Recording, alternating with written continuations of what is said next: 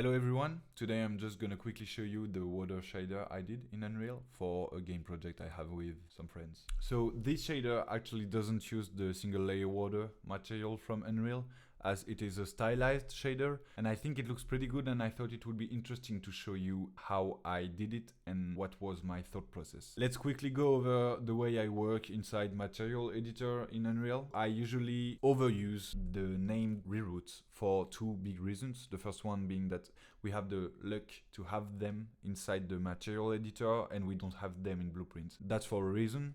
And I think using them is just crazy useful. The second reason is that whenever someone is working with me, I want them to be able to understand what I did inside the material if they ever need to rework. I think it's important professionally that your work is able to be understood by everyone. So that's why I'm breaking stuff that much up. Other people can understand what I did. The first part of my materials are the panels. I usually group them here. I'm able then to use a named reroute instead of copying and pasting them if I ever need to move two textures at the same time without them being offsetted. I think that's pretty useful to keep them all in the same place. The second part is the masks part. These are all single value calculations. The color part is usually just the final calculations. I use the masks from the other part to lerp stuff together, usually colors, to be able to create the base color, the roughness, the normal,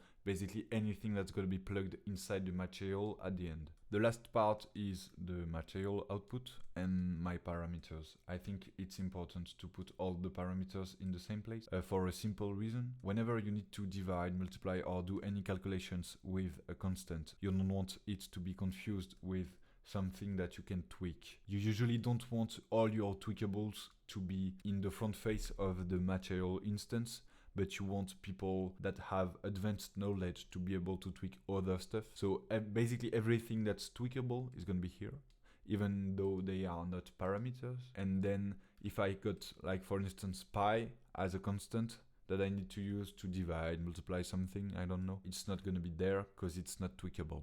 Let's quickly go over the material settings. These are quite simple, honestly. I'm just using the translucent mode, right, because it's water, obviously. I have checked cast ray traced shadows, but it's not mandatory. Then I have discovered a new option creating this material, which is normal curvature to roughness. I think it gives us slight variations that are plenty enough. Lastly, I'm just using surface translucency volume as the lightning mode, which is the one you're going to use for water, obviously.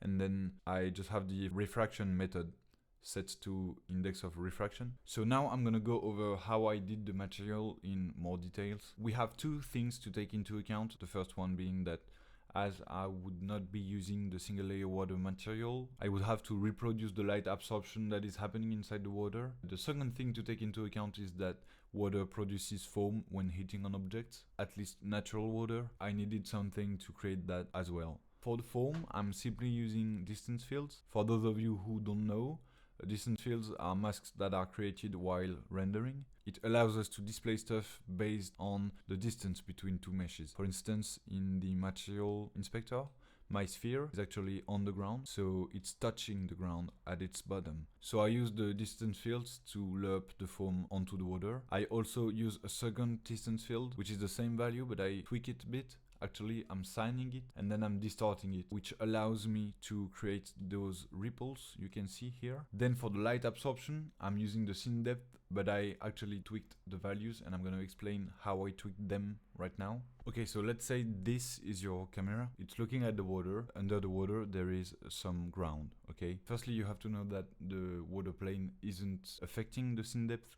So actually, if you just look at the scene depth path, you won't see the water plane and you will see the distance between the camera and the point on the ground. To know the water depth, we just have to subtract the distance by the distance of the camera to the water pixel. As we do that, we are allowed to see only the water depth and we can lerp our two colors with it. Sadly, as the camera isn't orthographic, we actually end up with some distortion on those values because the field of view creates a slight distortion like this. So you will end up having the distance being distorted. The solution for that is that you actually need for each point that is not the center of the camera to calculate this value, the center view, by doing some simple trigonometry. And afterwards, instead of using this value, which is not really accurate, you will instead of that lerp this original value with the center value to kind of fix this problem. Basically, if we look at my material, this is what I have here. This is my scene depth, and then this is the trigonometry fix that I found to be able to fix this issue. So this is the result without having the fix. So as you can see, it does not look good, and also it changes based on where you look. As you can see in the center of the screen, it's more accurate than in the outside of the screen. And then if I only use the trigonometry fix, as you can see, we only have depth in the center. This is the inverse of what I was showing you before. That being said, we end up with this result, which doesn't change that much based on where you look, but actually isn't broken. So I think it looks pretty good. You can tweak the values to end up with the result you like. Then the rest of the material is quite simple, really.